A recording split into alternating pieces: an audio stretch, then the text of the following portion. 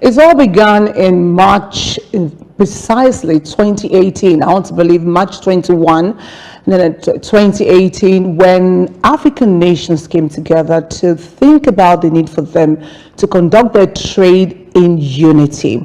And that became the birth of the African Continental Free Trade Area, that AfCFTA, which was created to really ensure that African nations are able to conduct their businesses without any hindrances. This morning we want to see a look around how this has been very effective within the continent. Not only that, look at the rules and regulations and if all nations are taking the best of the advantages that are there, so to speak. This morning it's my pleasure to be joined by an international business, trade, finance expert, Bamidele Ayemi. But Bamidele, we thank you indeed for joining us on the program today. Thank you very much for having me. Sorry, I'm having some technical issue. I'm hoping we'll be able to have some time this morning. Sorry. We were looking forward to seeing your face, but at least we can hear your voice. So let's see how we can run with that in the course of days. So Kigali, Rwanda was agog on March 21, 2018, when African nations made up their mind to see the need for them to work together in terms of trade relations. But for you, what have you seen since 2018 till now? What have you seen? Very interesting question. Number one, Nigeria signed that agreement late, and that is very important to put that out there, that Nigeria did not sign that agreement on time. And the reason is because the civil society organization and private sector were very concerned about the content of the agreement and how it affects us as a people. In fact, I understand the president was on his way to the airport to go and sign when he got a message that the private sector were against it, and he turned back and he did not go, and set up a committee that went around to get Nigeria to understand what this agreement is all about and be able to know, is this something we want? And of course, at the end of the day, the private sector were convinced that it's something that we need to, and eventually the president signed. I think about 2 years after, the president eventually signed, but even the trading under the agreement did not start until I think 2021. The officially commenced. But even after it commenced, we could not still begin to trade because many countries that have ratified could not start, and then we have now started what they call the guided trade initiative. The essence of the guided trade initiative is to be able to do like a trial run of how this agreement is supposed to work. So we've been on how do I describe it now? A long journey, and we're here right now. So the pace is very slow, but the fact still remains that progress is being made. I would say that, but the pace is extremely slow. But we can do a lot better. We can do a lot better. Those who've been paying attention since the official trading took off in 2021, as you rightly said, you're looking at the terms of agreements, which many people within the economic sector thought could work in favor of Africa. You want to look at what's happening within Europe, the European Union, how it's been able to really rally the countries to ensure that, for instance, they're able to create a euro that's in their currency to help them facilitate trade across board. So how integrated, if you look at this, would you say the African economy has been since, let's even put it at 2021 till now? African country and Africa is not integrated at all, and that is a big challenge.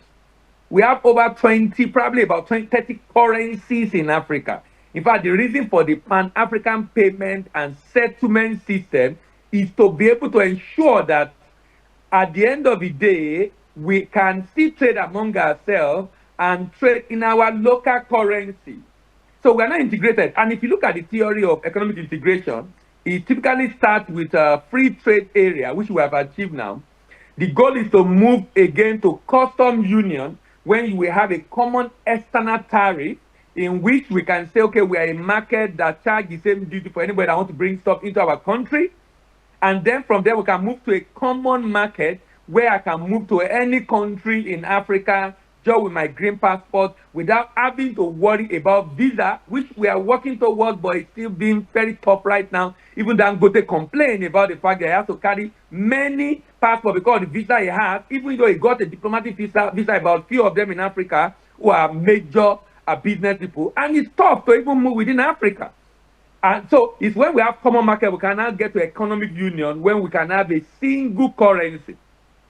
It's a long journey, but that's the goal of the agenda of AU, to be able to ensure we have one united Africa. The challenge I have with African leaders is this should be something all of us should be eager to do, but some of them are just pulling back for one reason or the other, where we are not seeing ourselves as one. You know, Ghana is already complaining about the fact that we want to take over their nation. Tanzania just said you cannot do an SME business to come into the country. So just putting up different policies here and there. We really are not ready. I'm talking about the mentality and the thinking of African government. We are not ready to integrate Africa.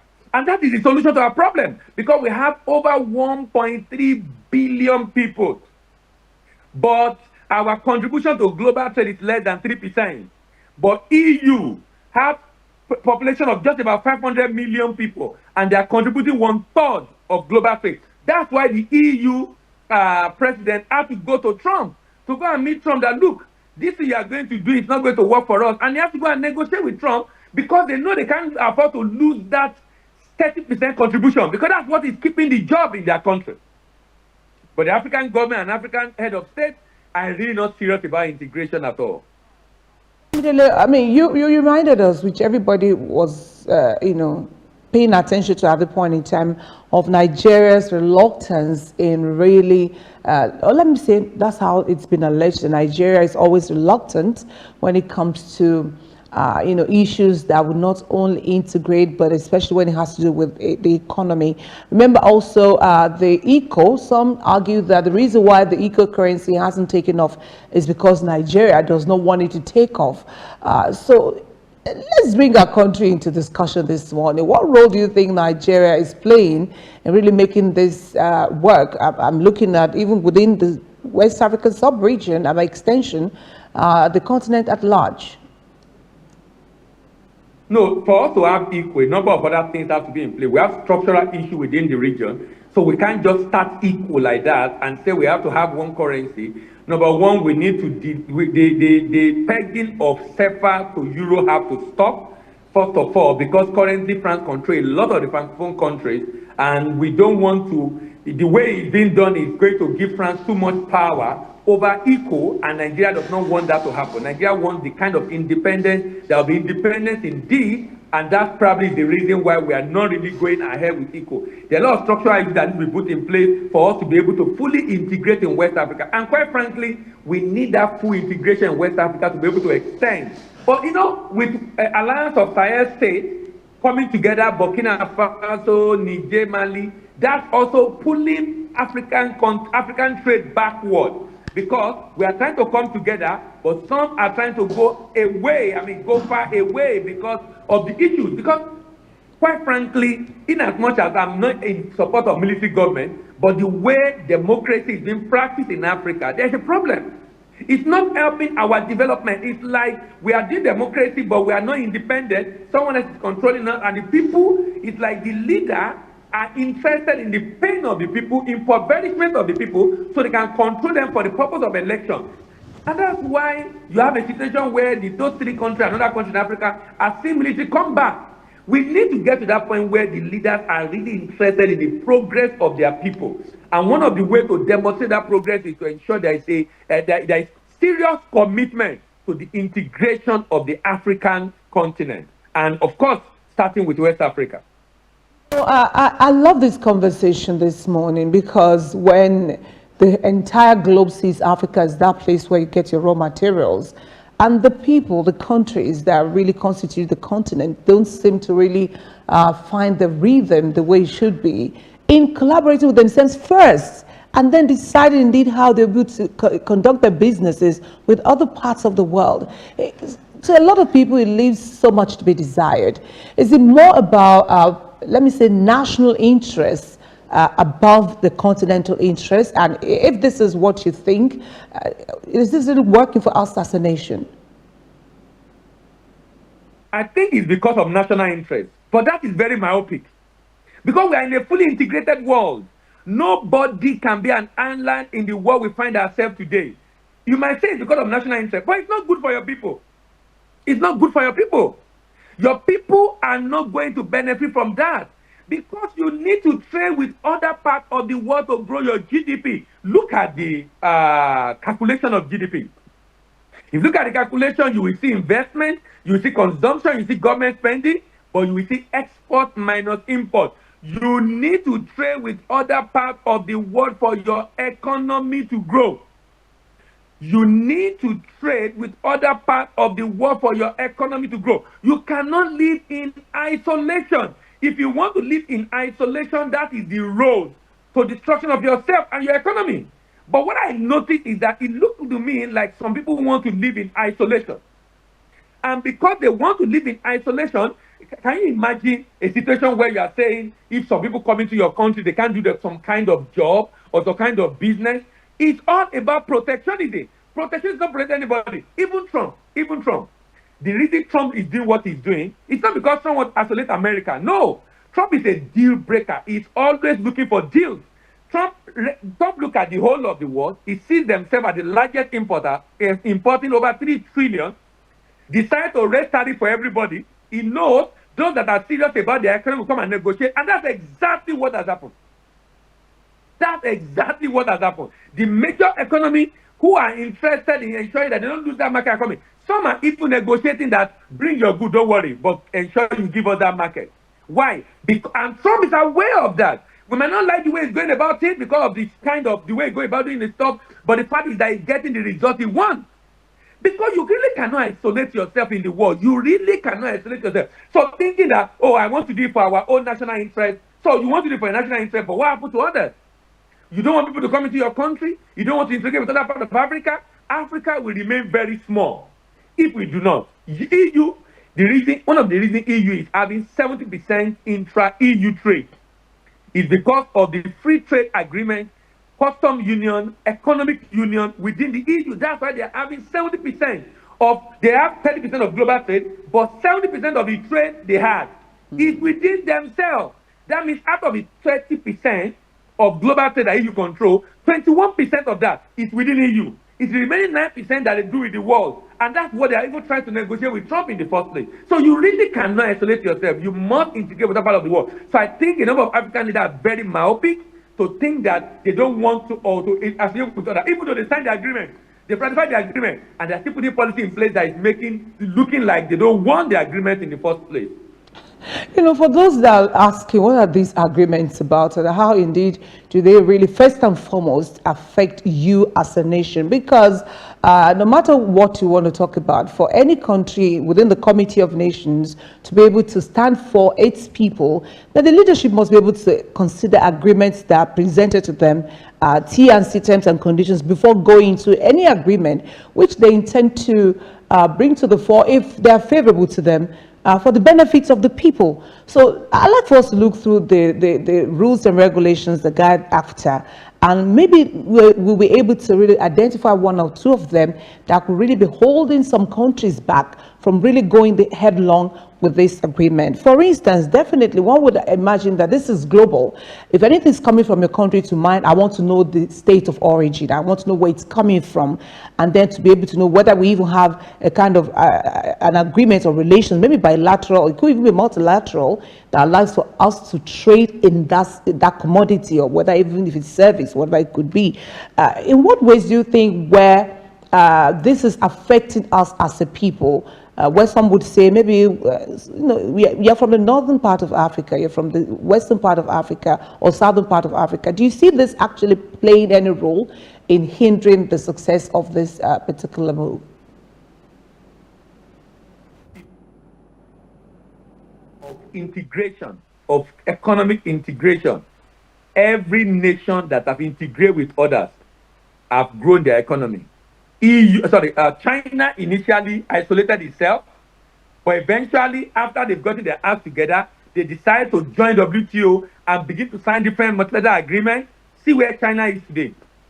If you do not have integration, because look, No matter the way you look at it, that's why for the agreement to be signed, there is negotiation. Let me give you AfCFTA, for example.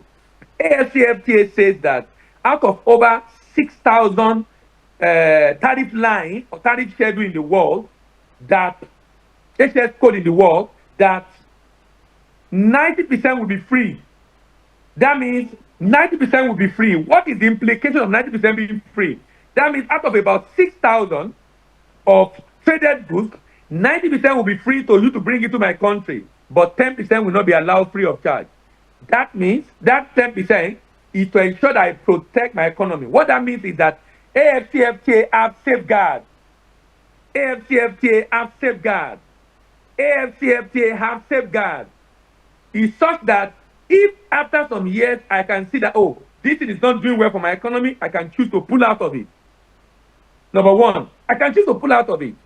Number two, it is done in such a way that I'm not opening up all my economy to outsider. I'm not opening up all my economy to outsider. No, I'm opening up 90% and I'm leaving 10%. If out of that 10%, 7% will be opened up over a period of about 10 years, and then the remaining 3% will never be opened up. Why? Because so it leaves room for protecting my citizens, identifying the sector of the economy where I want to ensure my people develop and become competitive before I open it up. So it gives room for safeguard. In fact, it adds the concept of rule of origin. You see the AfCFTA coordinating office, the head of that agency, say they want to train millions of people on the rule and protocol guiding AfCFTA. That is a good initiative because the people need to be educated on what benefit this portrays to them and what is the rule. So there is a rule that guides it. So that means you cannot be a Chinese company, bring in your product to Ghana, repackage it as Ghanaian goods to come and sell in Nigeria. It's not going to work because we need to check and be sure that that good originates from Ghana. And there is a rule of origin that guides how we determine that this good is originating, either by virtue of the raw material that is put in it, or virtue of the change in the tariff heading based on the substantial level of processing or value addition, such that after you have added value in your country, the value move by about 30-40%. So there is a rule that guides how the trade will be done. So that means there are safeguards. We are protected. We can even choose to pull out after a while if it's not doing us well. So let's start it and see. But the record and the history have shown over the years that every country that have taken international trade agreements seriously have always grown because they've increased the volume of export they've done in their country, from their country rather. You know, Bamidele, and that's the essence of this discussion. So there's a need for you to know the origin where this is coming from. There's also a part of this rule that says, look, there must not be any kind of discrimination. So it means that whatever good that is coming from Nigeria, which for instance, let's say Ghana and other neighboring countries are able to produce, are coming. And here's the reason for this question. I, as a woman, I go to the market, and this is going to that level. There are tomatoes that are from Cameroon. There are some peppers that are from Cameroon. There are some other coconuts that you get from Benin Republic. And this is even coming to that level of everyone, so that everyone can understand. The rule really goes, one of the rules is that, look, there must not be any kind of discrimination. How do you, especially in terms of quality control and some certain things you want to guard against, let's say you also produce such, how does this really hinder or promote this kind of integration if countries have to look within what they have and ask not to discriminate despite the fact that they have people of their own nationality that also deal in that business? Is there a way you can reconcile all of these so that those who don't really understand the economics as you do would really come to terms with it? Yes, you know, the goal is for integration. The idea is there are safeguards. If tomato, you produce a lot in your country, you don't want anybody to bring it to your country, you will put it as part of what you don't want. You have been given room to be able to decide reasonably what are those parts of your economy that is fragile, that is creating jobs that you don't want competition to come and take out. So you have that right to say, oh, this particular HS code for tomato or for rice or for this product, we don't want you to bring it to our country duty free. So we'll put a high duty on it so you cannot be able to bring it in. But if you are doing that you will do that only for a limited number of products. So you have to now prioritize the ones you want to do it for. When a country now say act against what it has signed, there is a protocol on dispute resolution. You know, the other time Nigeria closed its border against Benin Republic. It was a bad move, a very bad move. In fact, Nigeria has not recovered from the implication of that, because now, if I'm moving my goods from Nigeria to Ghana and I pass through Benin, Benin has increased the transit charge on Nigeria as a pain against us for that move. And transit charge is so high. When you pass through to go through Ghana, if you're going to Cote d'Ivoire, the transit is so small, but Benin Republic is so high. And it's a punishment for Nigeria because we closed our border against them and it affected their economy. So now there is a rule, there is a protocol against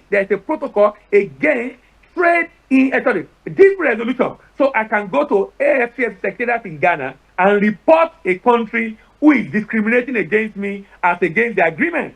And then we can come to the table and discuss what is the problem, how do we go about it, and then resolve the issue amicably.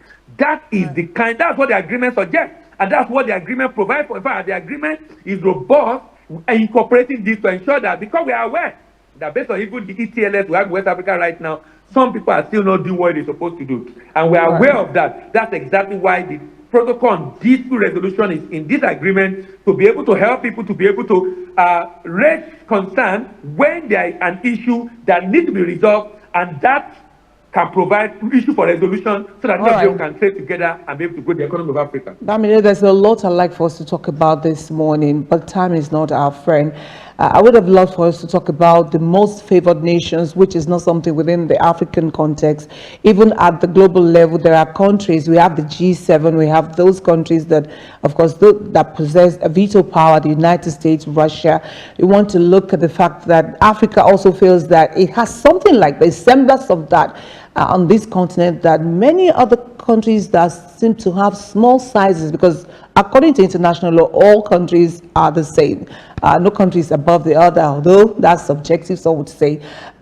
We'll bring you back on the show and dig deeper into this discussion. As far as I'm concerned, we've only been able to scratch it on the surface. We'll bring you back, Bamidele. Maybe you'll be in the studios live there. We'll talk about this and bring other stakeholders to see how indeed Nigeria and other African nations can deepen the relationship that is very much present within AfCFTA to our benefits. We thank you indeed, Bamidele, for really joining us on the program this morning. We thank you. For having me, and bye-bye. All right, so I've been speaking with the Bamidele Ayemibo, international business trade finance expert, on the issues guiding AfCFTA, and indeed, even our African nations are making the best of it. So your guess is as good as mine. I was to bring you part 2, who knows, maybe 3, 4, and 5, and move forward to be able to get to the roots of what's going on and how African nations can make the best of the situation. All right, let's switch gears now. Let's quickly take a very short break.